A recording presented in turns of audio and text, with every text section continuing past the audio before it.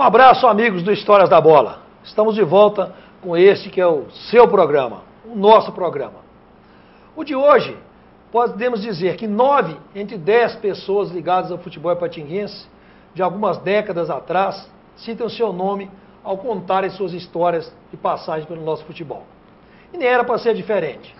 Raimundo Martins Leite está em Ipatinga desde o dia 12 de dezembro de 1954, quando aportou na cidade ao lado dos pais Antônio Martins Júnior e de Dona Pastorina Martins Leite e de outros 7 irmãos.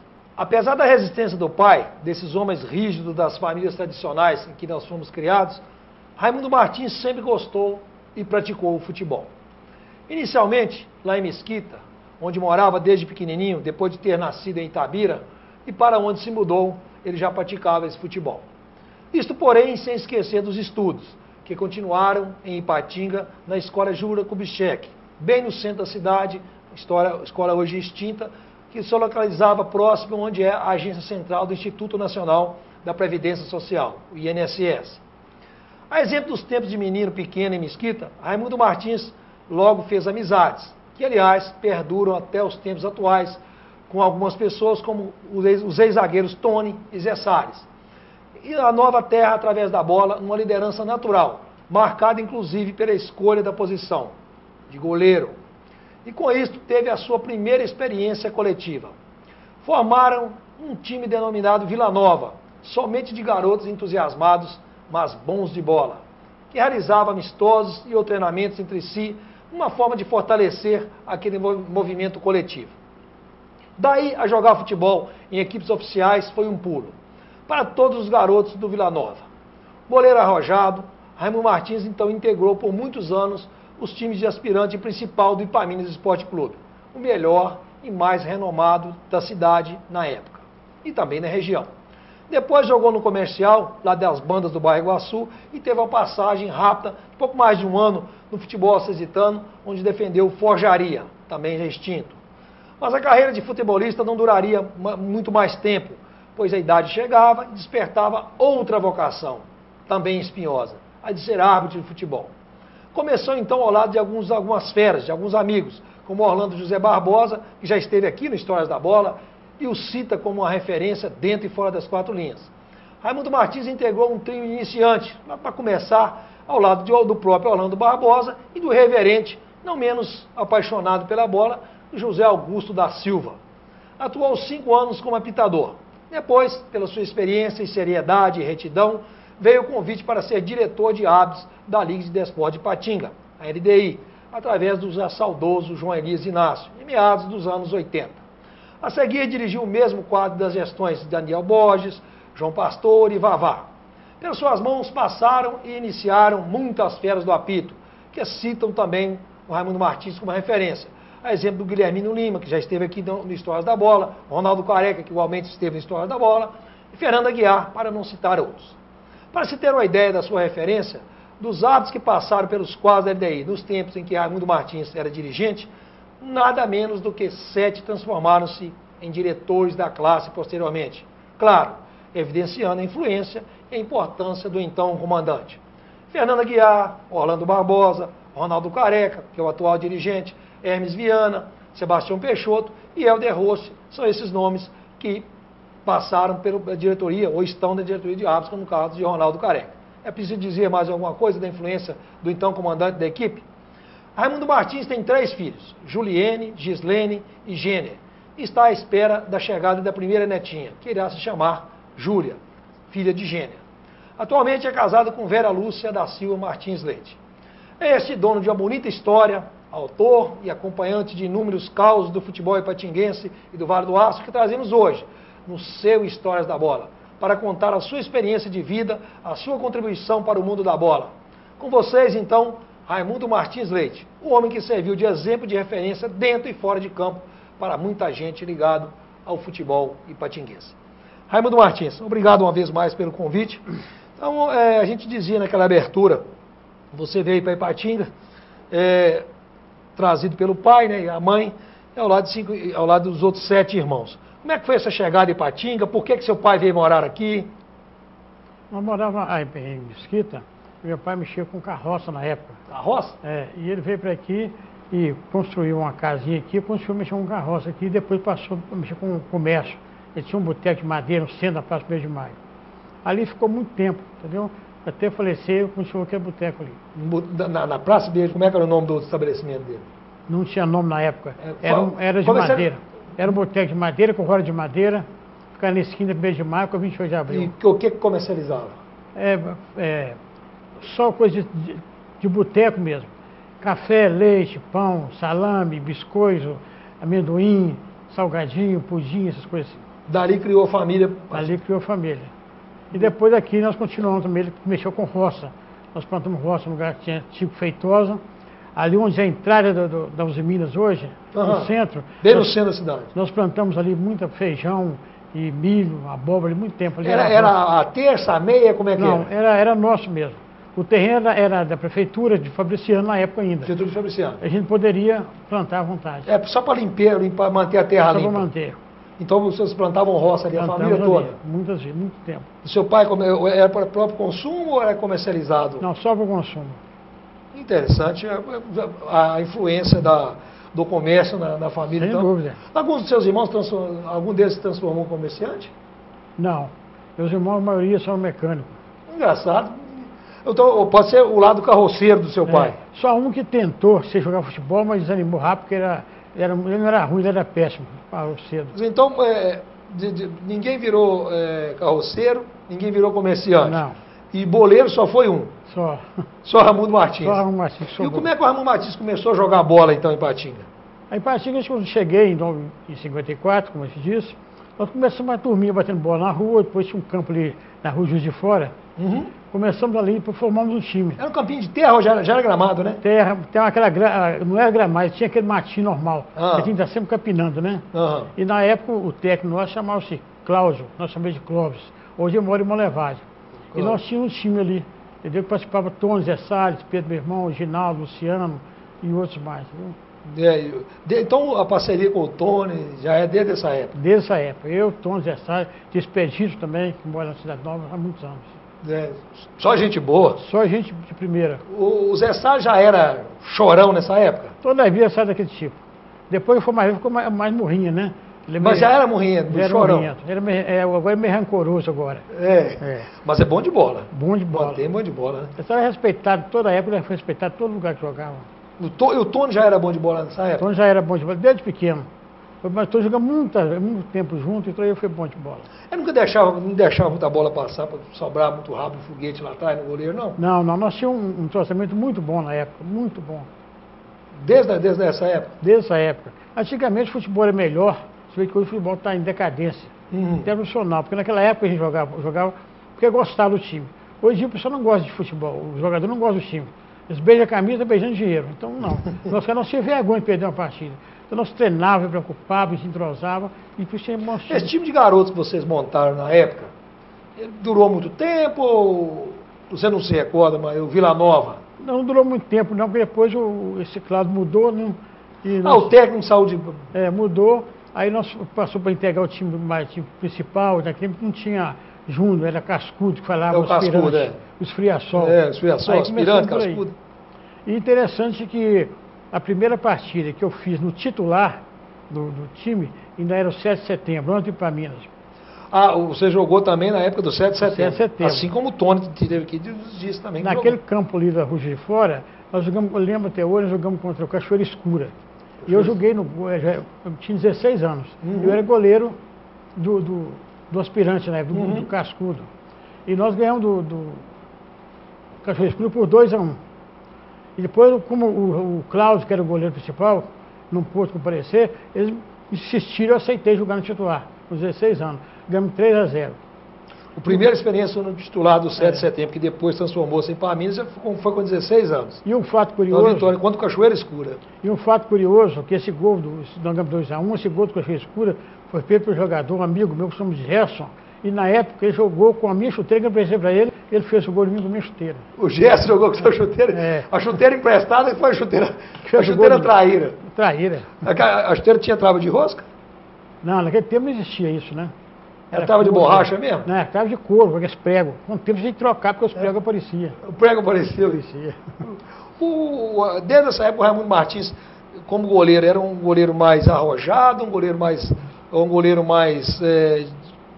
pela estatura, era mais colocação ou treinava muito e pulava demais? Eu treinava muito e minha colocação e pulava muito. Não machucava muito o braço, não? Não, eu gostava de pular, gostava de ficar no pé dos outros, era meu forte era esse. Por que você se transformou em goleiro e não num zagueiro, num atacante?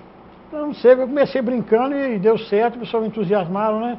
Mas mesmo aqui em Patinga, eu joguei várias vezes de atacante, entendeu? Uns times por aí, eu joguei de atacante. E eu, modéstia à parte, todo jogo eu fazia um gol. Mas isso já na outra fase da carreira ou no início? Não, depois já estava quase parando. E tinha um detalhe importante. Eu falava com a defesa, podemos perder de 10 a 1, porque 1 eu faço. E fazia. Era marrento, então? Eu fazia. Eu não era clássico, não. Era tipo Dario, dava braçada, peitada. Da sua época que você começou a jogar, tinha bons goleiros naquela época? Depois que eu comecei, aqui teve bons goleiros. Teve o Plástico, teve o Geraldo, que é o filho do irmão do Gentil, Barata, Tacuna, que era de Paminhas também. Teve o Ayrton, que jogou no Industrial. Todos contemporâneos seus? Gedeon jogou no Ziva há muito tempo. Todos contemporâneos? Todos daquela época. Qual que era a principal característica, qual que era a principal virtude do Raimundo Martins como goleiro? Eu gosto de fazer mais a colocação. Por causa da minha pequena estatura, então eu colocava muito bem e saltava bem, entendeu? E eu nunca joguei adiantado. Então, para evitar o pessoal tomar gol por cima, eu nunca tive essa secundariedade na minha carreira, porque eu colocava bem e não antecipava. E pouca gente, até hoje, muita gente não acredita que eu fui bom goleiro, por causa da estatura. Inclusive, aquele árbitro que tinha, o Cigano, falou comigo que não quis estar nunca que eu fui goleiro, por causa do meu tamanho. Eu falei, eu não vou ter mais consciência, tem que ver para crer. A história fala por si. Tomou muito peru? Hein? Tomou muito peru? O Martins tomou alguns frangos? Que eu lembro que eu tomei foi um gol contra. Gol contra? Esse foi de bala perna. Isso quem fez de bala perna? Foi o Éder Anísio. O Éder Anísio que fez? Anísio, E você lembra, estava no Ipaminhas, naturalmente. Mas naquela época é o seguinte, eu usava muito se dar bem com todo mundo.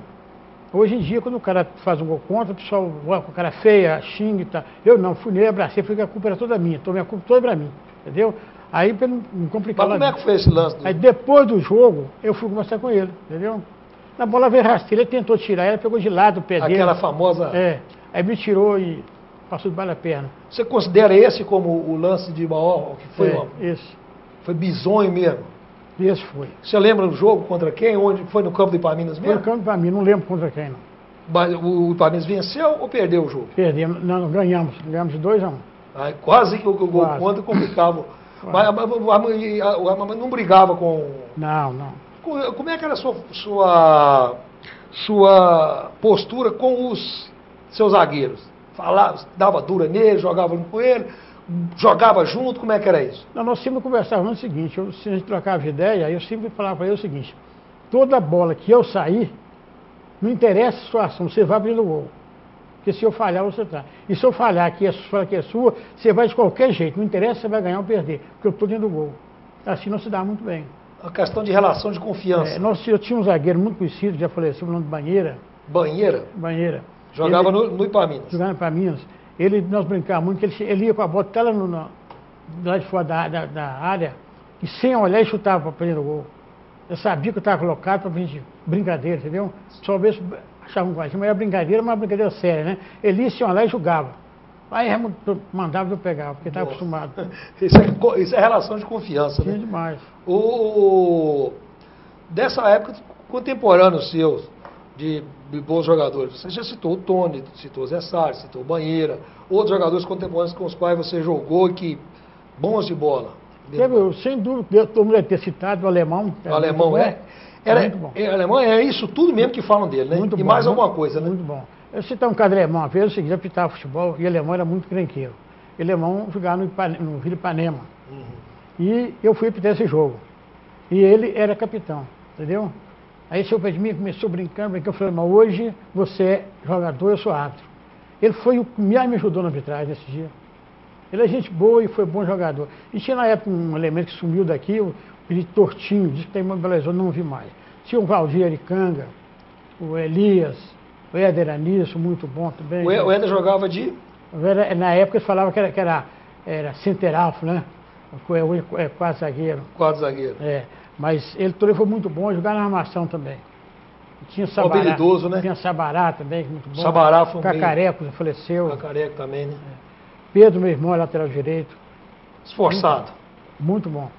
Tá, é sobre esses personagens com os quais Raimundo Martins jogou, outros personagens que ele viu jogar, árbitros com os quais ele conviveu e outras histórias mais, a gente vai ficar sabendo daqui a pouco no próximo bloco do Histórias da Bola. Já já.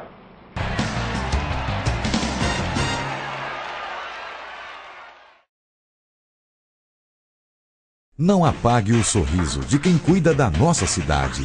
Nossos agentes ambientais pedem a sua colaboração. Descarte seringas, cacos de vidros, espetos de churrasco, pregos e latas de conservas com os devidos cuidados. Embale-os antes do descarte. A gente cuidando da nossa cidade sem acidentes. Coleta Segura, o seu jeito de cuidar dos agentes ambientais. Vital Engenharia Ambiental. Você nunca viu, mas já ouviu falar. Não é um OVNI. Afrodite, 100% sexy shop. Venha conhecer o mundo de brinquedos para adultos. O amor nunca mais será o mesmo. Avenida Simão Bolívar, 1141, Cidade Nobre, Ipatinga. Fique bem informado com o Diário do Aço, o jornal de maior circulação em toda a região. Tradição, credibilidade e compromisso com o leitor estão em nossas páginas. Assine e leia o Diário do Aço, o veículo com a melhor equipe de profissionais e maior estrutura para apurar e informar com responsabilidade os principais acontecimentos. Acesse também a nossa versão online, www.diariodoaco.com.br.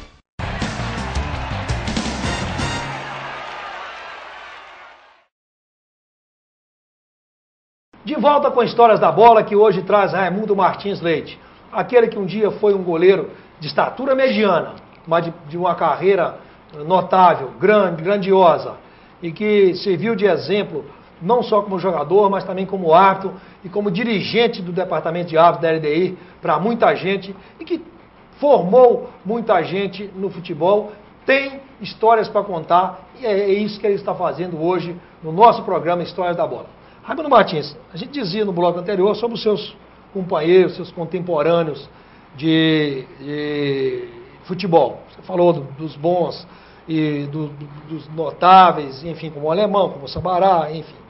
E os árbitros da época? Como é que eram os árbitros da época? Você depois transformou em árbitro, mas do seu tempo que você jogava, você colaborava com os árbitros eram bons? Como é que era essa relação?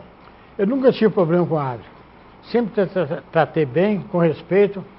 E eu até hoje não aceito essa condição de reclamar de árbitro, peitar árbitro, nunca concordei com isso. E quando era árbitro também não aceitava isso, entendeu? Então sempre procurei fazer a minha parte e então com aquela convicção seguinte: vou fazer a minha parte ou mais, porque o árbitro pode falhar. Eu não considerava que ele ia roubar, poderia falhar. Então, para mim, o árbitro tinha que ser respeitado totalmente. Tinha bons árbitros na sua época? Tinha o Efigênio, que hoje mora no Fabriciano. Tinha o Hélio Guimarães, que hoje mora no Bom Retiro. João Batista de Castro já faleceu. O senhor João Batista de Castro? Também já muitas vezes. Eram bons árbitros. Alguns que você pode citar assim, mas tinha árbitro ruim também? Quando vinha jogar esses times de fora nos amistosos, que eles traziam o árbitro da delegação, como é que é isso? Naquele tempo usava isso, né? O time de fora que leva o árbitro, né? E eles complicavam? Tem vezes que vinha uns que era complicado, né? Mas eu nunca nunca compliquei a arbitragem de ninguém. Nunca? Não. E com relação a confusões com a arbitragem, quando dava lógico, confusão dava aos montes, né? Como é que era o seu comportamento nos momentos dessas confusões com a arbitragem? Por incrível que pareça, eu nunca criei caso com a arbitragem, mas já briguei no futebol. Várias vezes, entendeu? Como assim? Porque, às vezes, o cara espancava mais jogador a gente, criava caso, xingava, humilhava, então eu era meio... Tomava as duas? Tomava pra mim, várias vezes, entendeu? Inclusive, uma época no jogo contra a Vila Ipanema, no antigo campo ali na Rua Berlândia, começou a confusão e e um parente meu, para separar a briga, ele me segurou. Aí o rapaz lá de Ipanema pegou a chuteira e passou no meu olho. Cortou assim, entendeu? Mas não teve consequência. Lá, depois de uns 6 meses, encontrei com ele, tudo normal, e ficou por isso mesmo. Na hora que tentou separar a briga, acabou te largando como ele me segurou. Uma oferta, pô. Tinha boas confusões, não tinha? Tinha muita confusão. E eu era assim meio, na época eu era... Temperamental. Inclusive esse Orlando Barbosa já me deu problema, porque eu já briguei por esse camarada. O Orlando Barbosa? Orlando Barbosa. Porque o Orlando arrumava confusão dentro de campo não, também? Não, a vez é o seguinte, eu tava no gol, né, e ele toda vez... Orlando, você sabe, ele é meu fã. Onde eu ia jogar, o Orlando ia comigo. Quando eu jogar no Forjaria, ele ia comigo e eu dava para ele chuteira, meia, entendeu? Antigamente tinha um chuteiro de gaeta, hoje não usa mais. Se me dobrar e pôr no bolso. Então, se me dava material, eu dava material para ele. E uma vez jogando em Patinga, eu estava no gol e ele perto de mim, ele é pequenininho. O cara começou... Ele era o seu torcedor, seu fã, né? Ele era fã demais. E o cara começou a criar casa com ele e falando, falando bater. Eu falei, o quê? Não, você bate, não quer uma criança, faz isso não. Então, não, eu bato nele. Assim. Aí o cara foi nos altões. Eu falei, não, deixa o cara me sossegado. O cara falou, não, bate nele, bate você também. Eu falei, não, aí é diferente. Depois do jogo, se você não bater, eu te bato. E o que você acha que deu? Foi saindo, vem cá, bate, não, bate nele. Vai bater, não. Fiemos no cara. Isso é ignorância, né? Ignorância. Isso, era torcedor. Já teve um caso também. Torcedor adversário. Torcedor adversário. Nós fomos jogar lá em Praia de Caratinga.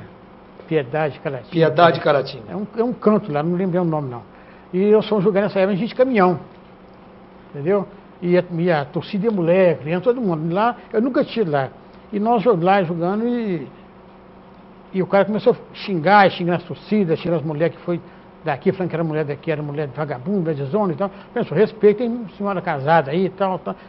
Tudo safado, sem vergonha, você também é vagabundo e tudo. Só, não repete que eu te dou um murro depois, hein? O cara continuou falando. Aí, nunca tive laço. Torcedor do local. Acabou o jogo, eu chamei o cara. Eu falei, repete. O cara repetiu. E eu enfiei a mão no cara. Isso é tão falta de cabeça da gente, depois nós ficamos lá tetados para um baile ainda. Ficou para o baile?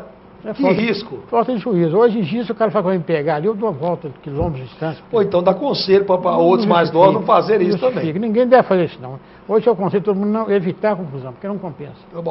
E os atacantes da época, Raimundo, eram bons? Tinha bons atacantes. Os adversários, né? Tinha bons atacantes. Nos livros tinha um tal de Heloísio, parece que mora em Belo Horizonte agora, muito bom atacante, dava trabalho. Tinha o Vanderlei do Cariru. Vanderlei do Cariru. Me falaram que esse Vanderlei foi o maior atacante que já passou pelo futebol. Alguém já me falou, o próprio Gentil, que foi treinador dele, disse que era notável. E o Gentil conhece de bola. Gentil foi técnico há muito tempo também. E os atacantes, então, você citaria o Vanderlei e o Aloysio. Mais alguns? Diversos. Pode falar os que fizeram. Paulinho, Babá, do Industrial. Pode falar os que fizeram gol. Você não tem problema, não. Hoje tem muito tempo já fizeram gol. É no momento a raiva agora, já passou. Já passou. Não, mas todo mundo, eu não deixei nenhuma inimizade, nenhum rancor no futebol. Nós éramos amigos. Então esse Ayrton que tinha no Industrial, que era goleiro, antes e depois nós cumprimentávamos, o Plástico também, toda a vida assim, nós amizade total. Mas voltando aos atacantes, o do Industrial era o Paulinho do Industrial. Paulinho e Babá, era uma dupla que me complicava. Paulinho e Babá. Me complicava. Demais da conta. Muito bom, entendeu? Mas tinha muito. Tinha Floriano, que jogou no Ipaminha, geralmente contra mim também. Entendeu? E a Sergi teve vários. Também teve um que eu lembro lá, o Dias. Dias. Até chutava pela esquerda, muito bom. Mas tinha bons atacantes também, que não lembro no momento. Tinha o Mário Tadeu. O Mário Tadeu, recém-falecido, Mário Fubá. Faleceu? Faleceu, Ele estava com ortopédia? Teve um problema de saúde, recém-falecido, Mário Fubá. Vou te contar um caso do Mário Tadeu. O Mário Tadeu foi várias épocas, vários anos foi artilheiro lá. Ele é artilheiro, depois se transformou em árbitro de futebol também. E ele em 61, jogando no Forjaria, foi o único quando o Forjaria foi campeão. Ele já ia jogar contra a gente aqui, nós ganhamos 3-1, e o técnico, na época, Geraldinho, insistiu em jogar lá. Eu falei, não vou porque eu sou acostumado aqui com amizade. Acabei indo para lá. Aí nós fomos campeão em 61. Tinha torneio Flan. Era um jornal que tinha na época lá. O Sabará, que era o diretor desse jornal, o saudoso Euclides Diogo Sabará. Fato, literatura, anúncio e notícia. E nós fomos campeão. E nessa época, depois que nós fomos campeão, temos o torneio da Trabalhador. No Torneio Trabalhador nós chegamos à final e foi para os pênaltis. Isso. E eu usava uma malandragem que eu disputei na minha época 3 disputas final dos pênaltis. Nessa época, só um atacante que batia o pênalti. Só um atacante batia os 3. O cara batia 3, depois o outro cara batia 3. E eu, todos os 3 que eu participei, eu ganhei 3. Todos os 3 porque eu usava uma malandragem seguinte. Naquele tempo, a grande parte dos campos era de terra. E eu despistava que tirava o cisco com a pedra de um lugar e jogava para o lado esquerdo. O lado esquerdo que eu caía melhor. Qualquer lado eu caía, mas esquerdo melhor. Então eu despistava que jogava para o lado esquerdo e ficava um pouquinho para o lado direito. E eu ia no atacante e falava com ele, olha, falava alto, todo mundo ouvia. Nós vamos combinar. Você vai bater 3. 2 você vai fazer. 1 é meu. Então não estou sendo egoísta. Você vai fazer 2, eu vou ficar quietinho. É provocava ele mesmo? O outro é meu. Mas todo mundo ouvia. Então, psicologicamente, o cara era obrigado a fazer os 3. E não dava outra. O cara batia o primeiro, olhava para ele e falava, 1 seu. Ficava quieto? Quieto. Ficava quieto? Quieto. 2 seu. Ó, nós combinamos, hein? Ó, eu combinei com ele que o terceiro era meu. Quando não errar, jogaram na minha mão. Aconteceu isso com o Mário Tadeu, com o Tony, que jogava comigo, e um aqui no Guaçu, que eu não lembro quem. O Mário Tadeu teve isso com ele? Ele chutou lá em cima. Eu conheci ele há muitos anos, depois fui ter um chute dele, lá na bunda dele, tudo, entendeu? Brincando com ele. Eu fiquei quietinho, jogou lá em cima, eu falei, cumpriu o combinado. Você é vagabundo demais. Psicologicamente, o cara é obrigado a fazer o terceiro, né? Porque eu fico quieto, quer dizer, eu deixei. E o goleiro já mexia nessa época?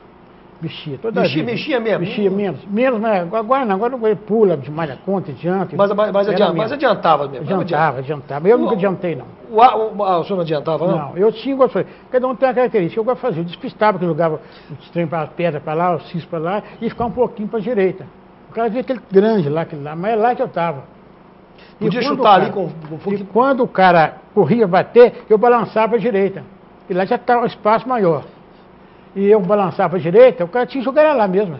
E o uniforme era sempre preto mesmo do goleiro, né? Não, eu gostava de preto. Inclusive, eu dei uma camisa para Orlando, me parece que é azul, dei para ele. Por que jogava com preto? Eu gostava de preto. Inclusive, na época, a gente me chamava de Viuvinha. De que dia? Viuvinha. Ah, Viuvinha? Porque o calção era preto e a camisa preta. Meião preto também. Também. E começou a dar certo, né? Começou a dar certo e ficou. Com relação a pênaltis, fora os pênaltis de decisões de torneio, durante o tempo normal, você pegava algum? Pegava, era bem mesmo. Nós fizemos um jogo uma vez lá no lugar perto do Paraíso, chamava Alegria, não de eucalipto. Nós fomos jogar o time de Edgar. Até Edgar Boa Roça, que comandava esse time. Edgar. De lá, Edgar farmacêutico. E veio um punhado de gente do Pastoril enxertando esse time. E tinha um cidadão lá, por nome de Gier do Paraíso, hoje mora no Canaã. Ele nunca tinha errado pênalti, só batia forte, mais um palmo da trave e um palmo do chão. Nunca errava. E nós estávamos ganhando o jogo lá na época de 1-0. Time desse muito bom. E ele bateu um pênalti e fez o gol. Aí depois teve um outro pênalti. Eu falei, esse é meu, tá? E não deu outro. Ele bateu onde eu queria que jogasse, eu defendi. Ele falou, não, você me sujou, um tempo de minha vida foi esse. Eu dava sorte. E eu treinava. Era fruto de treino, não é só de sorte, fruto de treino. Não, eu treinava. Normalmente nessa época, quando comecei a jogar, eu não trabalhava. Eu saí, treino a 4 horas, 3 horas, mas eu estava no campo batendo bola, treinando, aquecimento, fazia preparo físico. Pra você ter ideia, eu joguei na forjaria, eu ia na forjaria, Cezita, nesse tempo de pegar vários ônibus. Vários ônibus para ir até Cezita? Não tinha carro hoje, a gente tinha carro. Ia ver se carona. Eu ia na forjaria treinar terça-feira, preparo físico. Eu ia quarta-feira fazer coletivo, quinta, preparo físico, sexta, coletivo e domingo jogar. Então eu gostava. Podia estar chovendo que eu ia. Alguém de lá faltava, eu não faltava. E no Ipaminhas também, todo preparo físico, tudo que era para fazer, eu fazia, sem exceção nenhuma. O goleiro, então, tem que ser um pouco mais apaixonado, mais doente por bola do que os outros, né? Porque o goleiro é o seguinte, todo mundo falha no jogo, durante o jogo, inclusive a arbitragem. Isso. Mas a falha do goleiro não tem jeito de recuperar. O juiz erra no lance, mas aquele não acontece nada com ele, não tem problema. Mas o goleiro falhou, passou o gol, acabou. Que é gol ninguém tira, nunca mais. O sujeito para jogar no gol ele tem que ter um psicológico diferente ou tem que ser meio doido mesmo? Não, eu acho que psicologicamente tem que estar bem preparado, porque é uma posição que requer muito reflexo. Você ir e voltar, então... Sorte também? Também. Sem sorte, nada feito, né? O atacante tem que ter mais sorte ou o goleiro tem que ter mais sorte? Acho que o goleiro tem que ter mais sorte. Porque o goleiro ele tem aquele detalhe dele estar, às vezes, bem colocado, o chute é certeiro e não foi o atacante, o goleiro que tomou o gol. É por isso que eu falo que, às vezes, o goleiro defender um pênalti, eu acho mais fácil, porque o atacante é obrigado a fazer. Se ele não faz, ele é cobrado. E o goleiro, se passa, ele não é cobrado. Entendeu? A única hora que o goleiro não é responsabilizado é no pênalti. É só essa hora. Então o cara é obrigado a fazer. O goleiro se consagra então num pênalti, nos momentos cruciais do jogo, né? Vou te contar um outro detalhe aqui, é o seguinte, eu jogava no Ipamí muitos anos. Depois passei a jogar no Comercial. No Comercial lá do Iguaçu. Você conhece Walter Salles? De gente de primeira qualidade. Aquilo é gente super, né? E ele fazia parte do Comercial. E nós fomos jogar contra o Ipaminas, e eu era o goleiro do Ipamí, passei para o Comercial. Nós perdemos de 3-0, 5, não. Deu uma lambada. Aí teve o outro jogo. Aí outro jogo nós demos 3-1. O campo é lá na rua Uberlândia, de chão. O antigo campo do Aí teve o melhor de 3. O melhor de 3 e Walter Sacha, eu perdi, falou, Raimundo, se você deixar passar nenhum gol, eu te dou um dinheiro. Falou assim, um dinheiro. Naquele tempo, né? Resultado. Nós estávamos ganhando, estamos jogando, e meu irmão jogava contra mim na época. E nós ganhamos o jogo de 2-1. Quer dizer, eu deixei passar um gol, né? Mas parece que eu defendi um pênalti, que seria empate. Ele me deu uma nota de 2 cruzeiros. 2 cruzeiros. E você não acredita, eu tenho até hoje. Em 64, parece. Eu mostrei para ele, até uns 6 meses, eu mostrei para ele a nota. Mas o Walter Sá te pagou por um bom desempenho em 2 cruzeiros de 1964, vai fazer 50 anos, 49 anos, daí... E eu tenho até hoje a nota guardada. Tentou uns 6 meses, eu mostrei para ele. Inesquecível. Sem dúvida, né? O primeiro dia a gente nunca esquece, E um detalhe que eu preciso contar, nesse jogo que teve lá, que eu falei que o cara bateu o pé defendido, na Alegria, lá do lado do Paraíso. Vocês devem ter visto falar, nunca eu falei aqui agora. O Walter Salles apitou armado. O Walter Salles apitou o jogo armado. Primeira vez que eu vi na minha vida. Ganharam ou perderam o jogo? Ficou de 1-1. Então, foi um juiz coluna do meio. É sobre essas histórias interessantes, essas passagens hilariantes até, que a gente vai continuar contando, né? Contando um pouco da vida, um pouco da carreira do nosso convidado de hoje do Histórias da Bola, Raimundo Martins Leite. Daqui a pouquinho.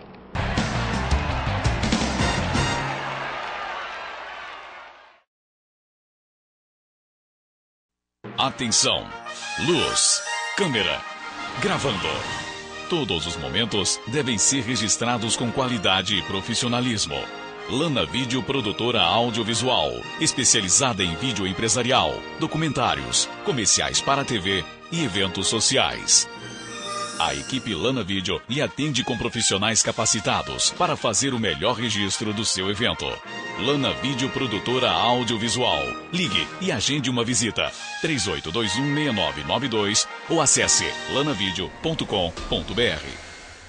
O Grupo Dijafer se consolida pela qualidade de seus produtos. Dijafer, ferro e aço em Fabriciano e aço nobre em frente à passarela do Iguaçu em Patinga. Ferro e aço para construção, serralheria e usinagem, metalons, perfis para estrutura e eletrodos no atacado e varejo. Máquina de fabricação própria de telhas sob medida. Dijafer construindo um vale de ferro e aço. Avenida Tancredo Neves, 553, Coronel Fabriciano. Aço Nobre, Rua Pedras Preciosas, 25, Iguaçu, Ipatinga. Se você não quer ter dor de cabeça na hora de fazer os seus serviços gráficos, procure a Gráfica Arte Publish. Moderno parque gráfico com profissionais atualizados, prontos para atender com rapidez, a cortesia e a pontualidade que o mercado exige. Gráfica Arte Publish, sinônimo de qualidade em serviços gráficos. Atendimento em sede própria, com assessoria jornalística, fotolito eletrônico e criação de peças publicitárias. Gráfica Arte Publish, mais que impressão, impressiona.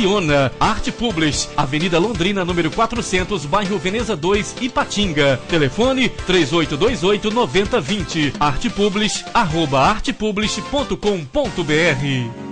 A API oferece aos seus associados e dependentes no Clube dos Pioneiros um amplo salão de festas para vários eventos e serestas todas as sextas-feiras. Salão de jogos, sauna, cursos profissionalizantes, área assistencial, 2 campos de futebol society, quiosques com churrasqueiras e ampla área calçada para estacionamento e eventos externos. Na sede administrativa própria no Areal, consultas médicas gratuitas, tratamento dentário em parceria com o COI, exames laboratoriais e assistência jurídica. A API, Entidade de Utilidade Pública Federal desde 2009, uma entidade administrada com visão de futuro.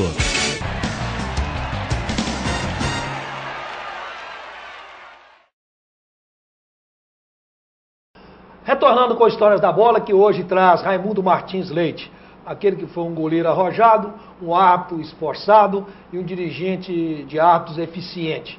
Enfim, uma carreira construída em diversos pilares do futebol. Raimundo Martins, a gente falava nos blocos anteriores de algumas histórias interessantes da sua época de jogador, e não são poucas, né? Teve mais alguma que você queira nos contar dessas passagens, por exemplo, desses torneios relâmpagos assim, que acontecia mais história interessante, principalmente para goleiro que tinha que defender pênalti? Eu lembro de um caso que aconteceu, mas eu te lembrar o seguinte, que antes de ser diretor de árbitro, eu fui membro da junta. Do Tribunal de Justiça? Vários anos. Mas esse torneio que ia Cesita, ali nós ganhamos o campeonato, foi a Liga da Cesita, ofereceu para o goleiro menos vazado um corte de pano. Naquela época tinha um limbo às pernas, que é o pano do momento. Corte de pano? Era o fino. Então eu peguei porque era menos vazado. Aí sorteou entre o time campeão uma camisa. O campeão foi Forjaria, né? Então, aí na época uma garotinha, já tem uns 3 anos, tirou lá na sacola, lá, tirou um número, e tirou o número 1. Então eu ganhei o corte de pano e ganhei uma camisa. O corte de pano com o goleiro menos vazado e o sorteado da camisa. Sorteado o time para ser incrível, né? Aquilo que eu disse no bloco anterior, o goleiro tem que ter sorte também. Justamente. E como árbitro de futebol, seus tempos de árbitro, você tinha sorte? Como é que foi? Resuma a sua carreira como árbitro de futebol pra gente. Ela começou com o Orlando Barbosa, né? Na época eu comecei Orlando e o Zé Augusto, né? O Resplendor, e naquela época revezava. Cada dia um apitava. E eu, sinceramente, eu acho muito mais difícil ser auxiliar. Ser assistente é mais difícil que ser árbitro? Eu acho muito mais difícil. Mas na época eu revezava, entendeu? Depois desfez essa turma, esse trio, né? E foi misturando. E eu apitei mais uns 4 anos. E eu parei de apitar na época. A liga era ali na rua Juiz de Fora. E quem era diretor esqueço o nome dele, um senhor que tinha um problema na perna. E eu parei de apitar por um caso muito interessante. Na época, tinha vários times que não iam a campo. E os juízes ganhavam a mesma coisa. O WO, né? Eu pedia para ir me escapar, porque esse jogo mais fácil, eu descansava e tal. Não, mas o time perto você, entendeu? Então eu pegava os rafoguetes. Só jogos pesados. Aí eu falei com ele, olha, se for assim, eu vou parar com isso então. Aí ele insistiu, falou, não tem jeito, porque eles querem que... Então tá bom. Aí tem mais uns 6 meses, depois parei. Dei meu uniforme para os outros e desanimei. Desistiu de ser árbitro? Desistiu. O que é mais difícil, ser goleiro ou ser árbitro? Ou dirigente de... Ser árbitro é mais difícil. Agora no futebol, o que eu considero mais difícil é ser diretor de árbitro. É complicado. É difícil mexer com a turma? Nossa Senhora, não é só a turma. Porque é o seguinte... O dirigente de clube... O dirigente cuida do time dele. O árbitro cuida daquela partida. E o diretor de árbitro tem que acertar. E quando ele não acerta, tudo vem em cima dele. Você escalou errado, você escalou mal e tudo. Acha que você está protegendo alguém, você pegou dinheiro e tudo. E tem também dentro da arbitragem aqueles árbitros que quer ter oportunidade sem ter condições. Esse é o problema. Saber passar para ele que ele não aguenta aquele jogo, ele não suporta aquele jogo. Eu usava muito o seguinte, quando o cara ia apitar, que eu nunca tinha visto, eu falava, você vai apitar para mim 2 ou 3 jogos. Você arruma o jogo e fala onde que eu vou assistir. Sim. Aí eu ia, ele nem me via. Então aí, depois jogo na hora. Aconteceu isso. Às vezes com um jogo só eu aceitava ou não. Entendeu? E depois eu começava, para auxiliar, para um jogo mais fraco, jogo de infantil, juvenil, e devagarzinho, tem gente que não aceitava, que ia chegar e entrar de cara no jogo principal. E não podia. Então, às vezes, o cara reclamava que havia proteção, porque é responsabilidade da gente. Você põe um árbitro, um competente na partida, você vai ser cobrado. A bomba vai estourar no seu corpo. Inclusive, eu usava muito, quando era diretor de árbitro, nas finais, eu não escolhia os árbitros.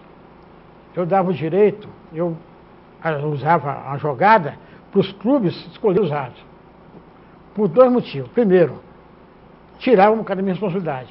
Não é que eu era responsável. E seria a vontade deles, satisfeito. E os árbitros sentiriam prestigiado. Então tinha tudo para dar certo. Inclusive, eu cito uma vez um caso que teve uma final Ceará e o Zipa. O Josué com o Zipa e não lembro quem na Ceará. Marcelo Navarro. Mas não é ele que foi lá com o diretor, não. Eu esqueço o nome do Tinha, Marcelo Navarro. Sei que o diretor escolheram. Silvestre. Escolheram lá, foi a escolha que eu não concordei com eles. Eles escolheram Geraldo Viola para os 3 jogos. José Geraldo Ele estava bem na época de Geraldo Viola. Ele tinha recém parado de jogar futebol, né? Estava muito bem. Mas eu falei, eu não concordo. Você fizer, eu vou aceitar, mas não vou concordar. Mas por quê? Eu falei, nenhum árbitro deve apitar 2 jogos seguidos no clube.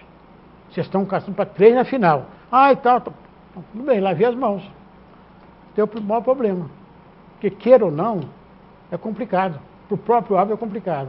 Então deu confusão, alguém me reclamava. Eu lembro que eu estava na Ceará, na arquibancada, e não gostava de ficar dentro de campo, não. Eu ficava escalado só se ele me chamasse.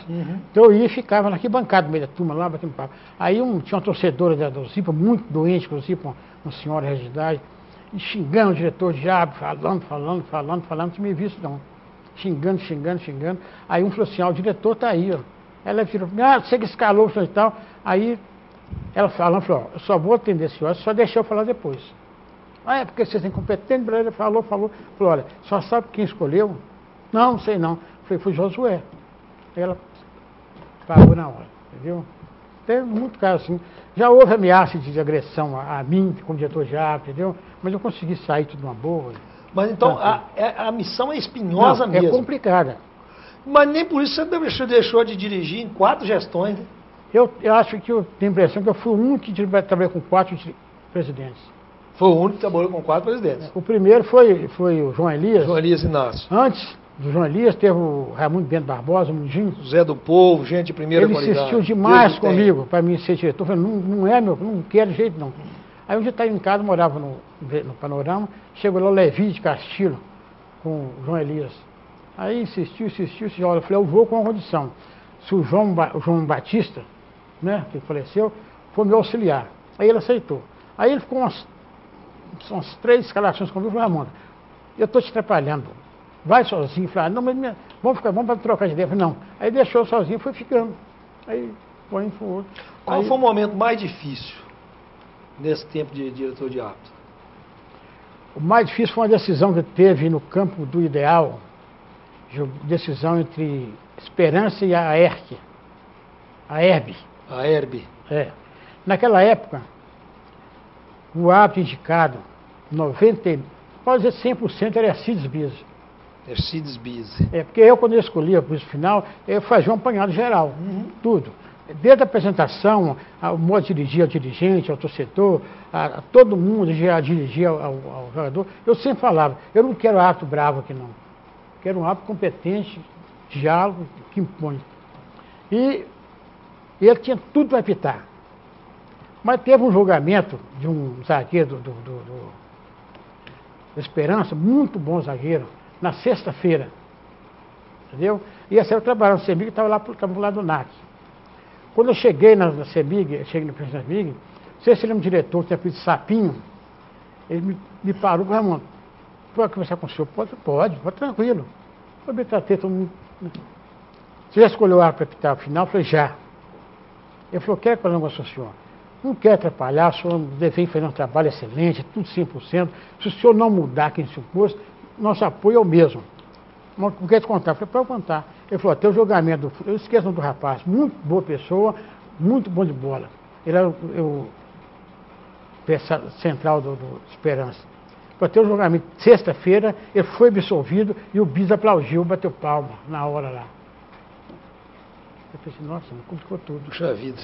Aí me arrebentou, né? Eu falei, não, mas não vou mudar, não. Quem já pus... Você vai me falar quem? Eu falei, não. Quem já pus vai continuar, não vou mudar, não. Aí aquilo me complicou, né? Mas eu não tinha falado com o bispo ainda, não. O bispo sabia, porque ele vinha disparadamente. Era ele, depois dele, Guilhermino. Aí, resultado, eu fui, conversei com... Tentei, quebrei cabeça, muda aqui, ali, nada. Aí fui João... O que foi? Foi João Pastor. João Pastor. Foi ali, João, com esse problema assim, PT. Raimundo, eu não vou te dar palpite. Você fez tudo certo agora. O que você fizer, eu assino. Se alguém para eu concordei com você. Não, você vai definir. Eu, tá bom. E o Guilherme repetiu a final da segunda. Eu não gosto de repetir, entendeu? Aí tentei de todo jeito, nada, não achei, não tem isso. Eu, para minha escalação, eu usava muito detalhe, o cara vai apitar lá em pé da corrida, ele tem problema lá, procurar evitar certos problemas. Igual, por exemplo, o seguinte, eu nunca aceitei vetar árbitro, de maneira nenhuma. Mas eu sempre usava o seguinte, se você falar comigo, eu não quero que fulano de tal apita, eu falo, não aceito. Mas eu, ultimamente, eu evitava, procurar evitar, entendeu? Vou esperar bastante tempo, tudo até dar certo. Mas então, pensar sair esse Guilhermino outra vez. O Guilhermino estava construindo lá naquela caixa d'água no panorama. Fui lá, conversei com ele, falei, Guilhermino, estou com uma situação assim. Preciso você no jogo. Você acha que tem que repitar? Eu sou Raimundo, o que o senhor fizer para mim, está feito. Se o senhor fizer, se for eu, se quiser que eu vou auxiliar, se quiser que eu vou ficar lá de fora ajudando, o que você fizer para mim, está feito. Para mim, eu já ganhei o ano porque eu apitei a final. Falei, tudo bem. Resumo da obra. Quem apitou o jogo? Guilhermino. Aí, como é que foi tirar o bis do jogo? Não falei nada com ele. Depois eu falei com ele. Ah, tá. Aí, resultado. Quem venceu a partida? Esperança ou a Hebe? Esperança ganhou 2-1.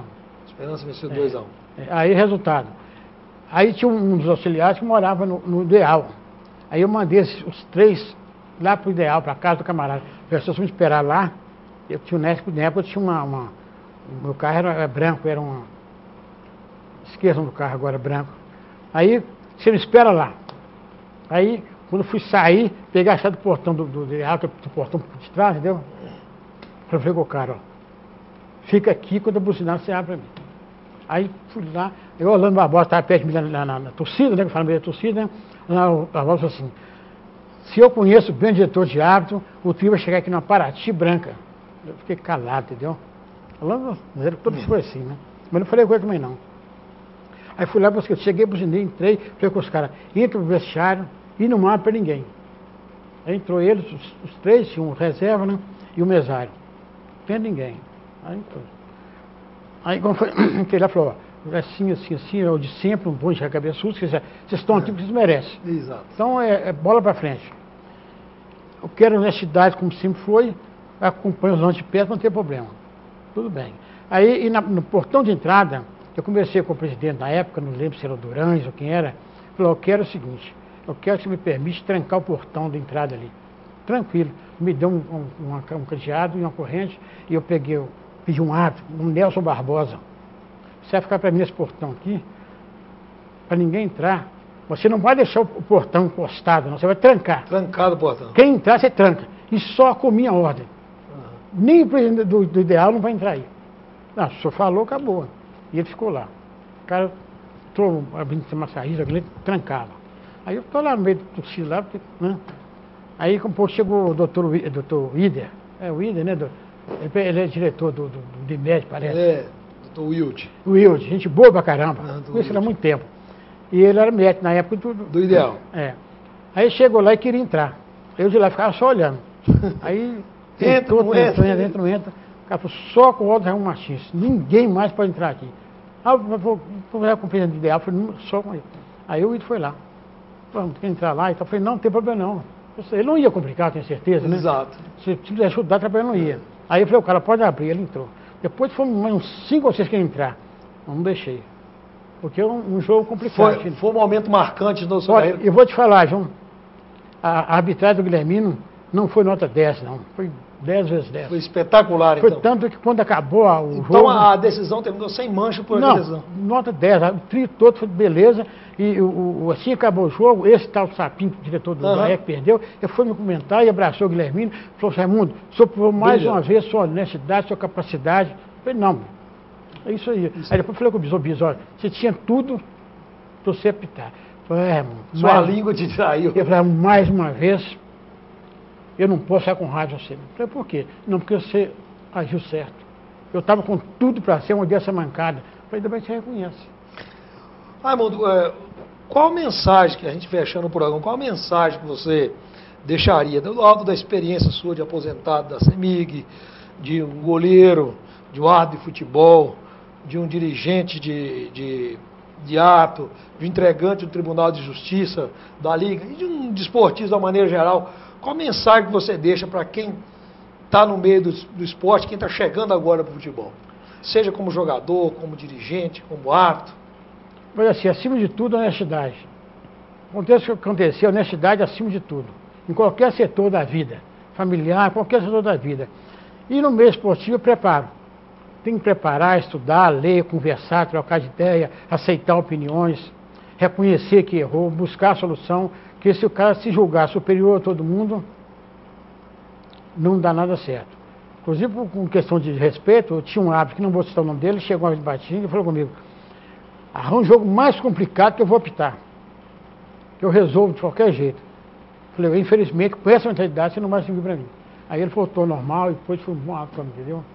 Mas aqui comigo teve muitos bons árbitros na época e todos assim. Eu vou citar o caso, João, dá tempo? Um caso de um árbitro muito excelente, um dos melhores árbitros. Para mim, o melhor árbitro que tinha na época, chamava Paulo César Gomes. Paulo César, o falecido Paulo César Gomes. Porque o Paulo César xingou-se tudo. Uma vez, quando é tempo você fala. Uma vez eu escalei um árbitro para apitar um jogo Betânia e Cachoeira. Betânia e Petro Rio, no campo Betânia.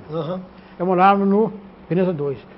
Quando chegou lá o árbitro e o outro árbitro, no Tatu. Vocês lembram do Tatu? Tatu. Já faleceu. Nós vim aqui, porque o senhor me escalou, não Tatu não, pro jogo lá no Betânia, eu não vou apitar não, porque eu estou com medo. Falei, acabou, tá bom, você não vai mais apitar. Porque se falar, qualquer árbitro for lá vai apanhar. Pode ser qualquer resultado, vai apanhar. Então você não vai, não vou não. Então, foi tranquilo e tal. E quem vai mandar? Falei, não, aí já é comigo. O problema é meu. O problema já está resolvido. Você está fora de escala. Agora, quem eu vou, isso aí é eu. Aí tem que mexer nesse cara. Muitas vezes, porque a arbitragem, às vezes você tirar um árbitro ou um auxiliar, você tem que mexer com o engrenagem toda. Entendeu? E onde é que o Paulo César nessa história? Aí eu mandei o Paulo César para lá. Entendeu? Falei, Paulo, o jogo está assim, assim, assim. E deixa comigo. Resultado do jogo, 2-2. Paulo César, o coluna dele. Ele só dá tapa em um no outro, jogador. Aqui, ó, nós empatamos 2-2. O jeitão do Paulo César, inconfundível. E tinha um outro Paulo Estevam. Paulo Estevam. Era mais duro. O Paulo Estevam, ele é ótimo árbitro. Só tem uma observação. Ele é rigoroso, ele pega, ele descontrola. Assim que ele vestia o uniforme, mudava a maneira de agir. Ele cobrou de uma vez que ia para apitar, porque não chegava à final, tudo. Eu falei, Paulo, você é um ótimo árbitro, uma ótima pessoa. Só que o seu controle emocional complica. Se eu pôr na final, ia complicar. Entendeu? Mas o futebol tem coisa demais. Eu gosto de coisa, se for contar caso aqui de futebol, vamos falar aqui até amanhã e não vai terminar. É a sabedoria de quem sabe comandar, quem sempre soube comandar. O Raimundo Martins trouxe aqui para nós em mais um Histórias da Bola. Acho que foi de bom tamanho, foi excelente a participação de Raimundo Martins Leite, que contou boa parte dos episódios da sua carreira como jogador, como goleiro, né, do Ipaminas, do Comercial, do Forjaria e outros clubes mais, como árbitro da LDI, como integrante do Tribunal de Justiça e principalmente como diretor de árbitros da Liga de Desporte Ipatinga em várias gestões da entidade. E com ele a gente acho que a gente brindou a você, telespectador, com um ótimo programa, porque conteúdo é isso aí, a gente traz através dos nossos convidados. Muito obrigado uma vez mais pela companhia e até um próximo programa, querendo Deus.